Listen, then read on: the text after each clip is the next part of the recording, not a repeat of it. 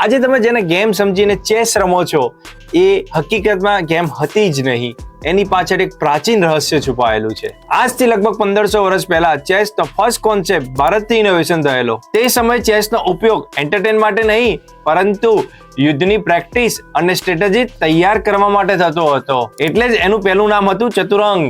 આ નામ મિલિટરીના 4 ડિવિઝનને રિપ્રેઝેન્ટ કરે છે, જેમ કે પેડલ સૈનિક, ઘોડેસવાર, હાથી સૈનિક અને રથ સૈનિક. હવે આવે છે સૌથી ઇન્ટરેસ્ટિંગ વાત. એ સમયે ચેસમાં રાણી નથી, તેના બદલામાં રાજા પાસે એક વઝીર એટલે કે એનો એક સલાહકાર રહેતો હતો.